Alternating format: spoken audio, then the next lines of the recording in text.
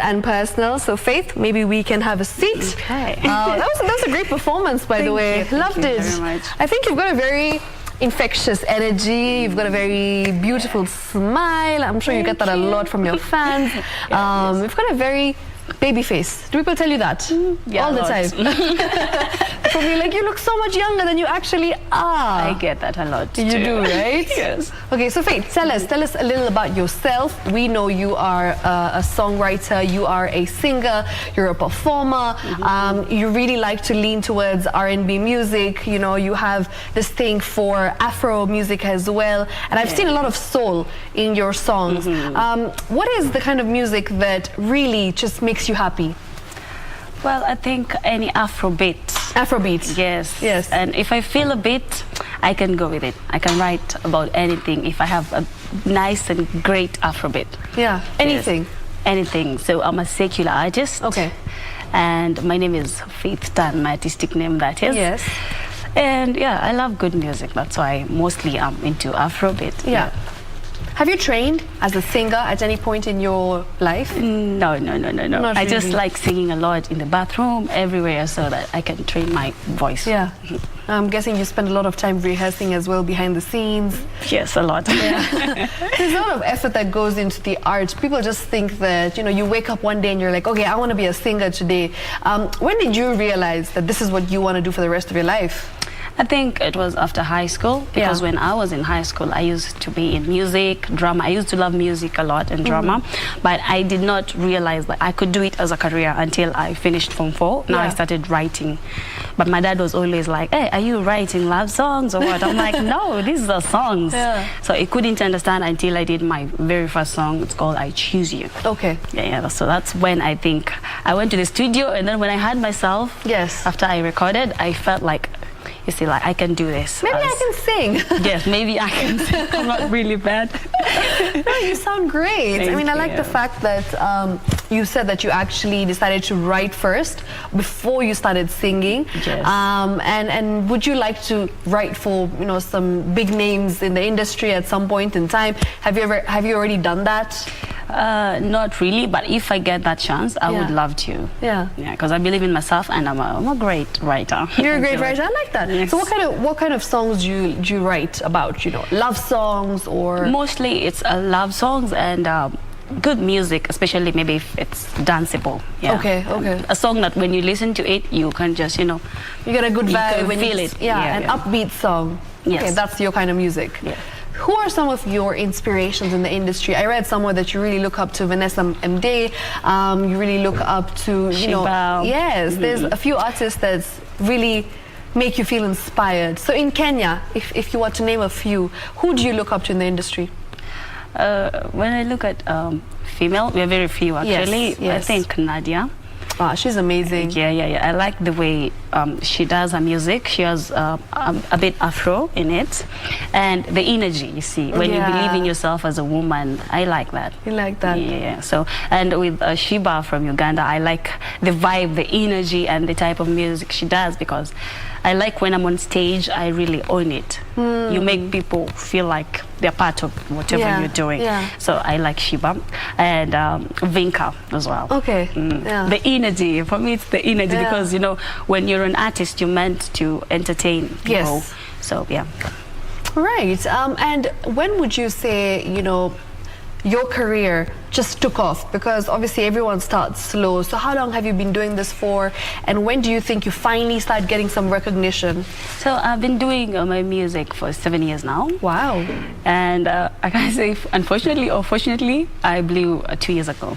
After I did during COVID, I'm guessing. Yes.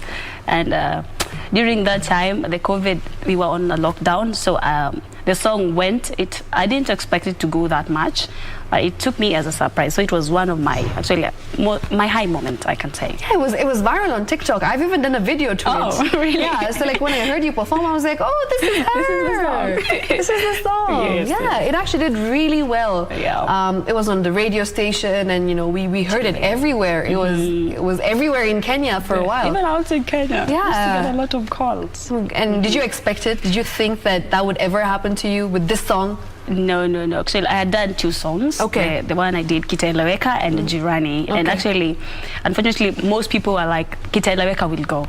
Really? Because it has this message, inspiring message for especially upcoming artists and anybody who's really struggling in life. Yeah. But for Jirani, it was not really a serious project. Just a fun song. Yes, with the Mama Wololo, Jirani and Mijibeba, it was never a serious project, but it took everybody with surprise. That's nice. That's lovely. What projects are you working in? You know, what can we expect from you in the near future? Any exciting collaborations that are in the loop? Yes, I'm working with amazing artists. Yeah, let's take music, Kenyan music international. That's what really I want to do. Yeah. Any male artists that you really want to work with? I know you've worked with Timmy Tidat. Yes. Anyone else in particular? I'd love to work with Otile Brown. Oh my God. Yes. Otile Brown is amazing as well. And Masauti, yeah. They have this thing with love songs that I really like. You really like love songs, don't you? They say mziki ni hisia.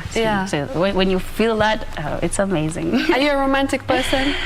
Definitely. Yeah. So are your songs inspired by your love life? Are you somebody who actually writes based on your experiences in the past with your relationships? Not really. I'm that person who think a lot. Okay. Anytime, whether I'm in this mood, if I'm in that heartbreaking mood or happy mood, so that is where the idea really comes from. I like thinking okay, what would it gives me that idea, the topic, what am I going to write about next, because I've been doing a lot of songs, but I feel like this time let me give a heartbreak song, and then I feel like not only me, most ladies, we like crying and getting pretty and stuff, so I feel like they can relate more. Do you know, it's crazy because every time you look at the industry in general, some of the biggest names, some of the biggest artists have actually managed to go viral through heartbreak. I mean, if you look at Adele, Taylor Swift, I feel like all these artists actually blew up and really just went viral because of a heartbreak. So it's not really a bad thing for an artist. It's not, because we're human anyway. We fall in love, sometimes we're broken and stuff. Yeah, okay, interesting. Faith, tell me something about your childhood growing up. What were some of your interests? Were your parents strict? We'd like to know a little about your background and where you come from. Well, I was born in Nakuru, but I was raised part of it in Kisii. Okay.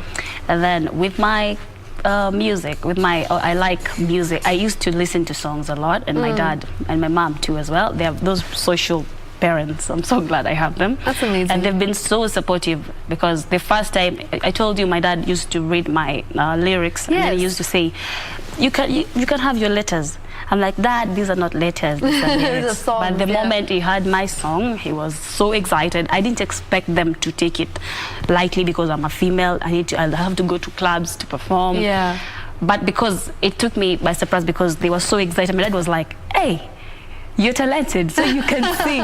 My mom was like, hey, we have Msanii in the house. Yeah. So it was something amazing, and then they've been so supportive. My whole family, my sister, my brother, everybody, even the whole village in Kisii, they were just joining in. Hey, we have an artist. That's what so are you telling us? Yes. That's really lovely. It's been amazing. It's not been a challenge from my family side, I can say. Yeah.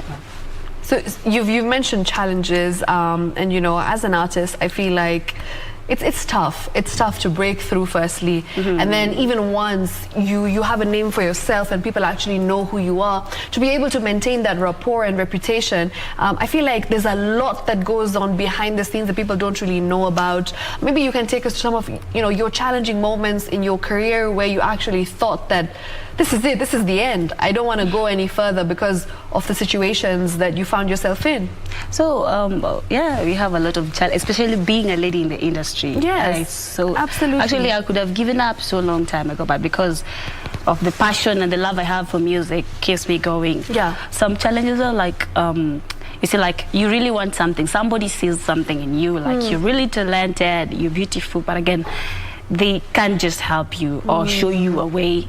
They want something in return. Yes. You see, and you're like, why can't you just, if you see talent in me, why can't we do that business? Yeah. You see, so it's been really difficult, especially because most of these people, you find them like they're in a position of helping you. But again, they want something that you know you cannot really give. Yes. You see. And then another challenge is finance. Sometimes when you need to, like, let's say shoot a quality video, you need money. Of course. Yeah. And when you're a student or you don't have really a stable business, you depend fully on music. Yes. So you have to wait until maybe some YouTube pays you, or you get a gig once in a while, and then the same money you'll use it to do your videos. So it's really challenging when you don't have someone who's really investing in your business. Yep. Your brother is an artist, of course. He's a producer. And did he really support you when you told him that this is what I want to do? How was that conversation the first time you told him, look, I want to do this? Actually, my brother is younger than me, but he's an artist as well. And before then you, right? No. I was the first person. Really? I think maybe I inspired him. I always thought that he was the one who inspired you. No, because he was in school when I started my music. Wow. He was in Form 4. So after I started doing raps in most of my songs, yes, and then people are like, oh, you just carry him because he's your sibling. I'm like, okay, let's do it. Let's solos. Yes. Yeah. And then I think he even has this passion in videography. So he's more of videos. He's been doing actually my video. He shot Jirani video. No ways. Yes, he did. That's interesting. That's very nice. Yeah. So my dad got him a camera because he was really passionate about it. And then he was like, because you're my sister, I won't let people play with you, you know, in the industry. I know this industry, so I'll be shooting your videos. So the only challenge I had, maybe getting the logistic money, and then I get him on the board, and then he just shoot my videos. Lovely. I love that. You know, you have support from your brother as well. Yeah. You work together. You have a really good relationship. You have a good bond. It's very nice to see, because sometimes when you're in the same industry with a sibling, I feel like there's always some clashing, right? You're always like clashing with each other, because it's hard. It's hard to work together, and it's hard to be a family as well as be, you know, colleagues, right? Peers. With my brother, I feel even when I'm going somewhere, I'm performing, or I'm having something that I'm supposed to be there. Trust me, he's the first person who gathers people together and tells them, beautiful. Come, my sister is a star. Even when we're performing, he tells the producers, my sister is performing the last one. She's a big deal. You know, I love it. Yeah, he's so proud of me. That's lovely. I really like that. Any message that you have for the upcoming artists, people who are also, you know, trying to break through but like struggling? Where do they begin? What do they do? Any tips for them? Well, first thing, you have to believe in God. The second thing, you have to believe in yourself and really work hard. Don't expect like something because people will come with different intentions, but if you know what you want, just work hard and you'll get it. You'll get it. At the end of the day, work hard. Yes, right? If you know what you want.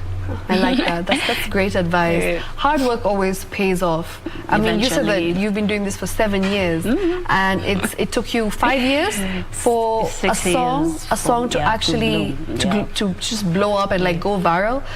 So it's amazing, because I feel like the good thing is you didn't stop.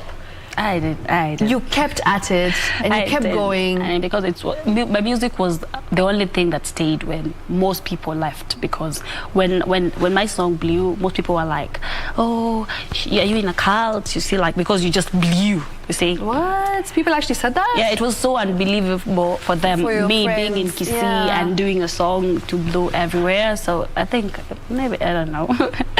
But for me, it kept me going, because I felt if I can do a song and it gets everywhere from there, what if I get now the sources and the strategy means I can go higher. Amazing. I love that you're so positive. It's a great attitude to have. Keep it up. Any message to your fans, people who are watching you, who support you, who love your music? People who are watching me, I love you so much, and I'll never stop my music because of you guys, because you guys watch me, and good things are coming. Keep watching. Yes, good things absolutely are on the way for Faith. Thank you so much for coming. You know, it was a pleasure hosting you and just having a conversation with you about your career. And just all the best. Keep at it. And I'm looking forward to hearing more of you and seeing more of you. All right. Thank you so much for tuning in. This has been Easy Friday. We'll do this again next week, same time, same place. Until then, don't go too far. DJ Koljak's on the decks. He will be doing some disco funk right now, so make sure you're locked only on KBC Channel 1. Shiksha Arora signing out. Good night.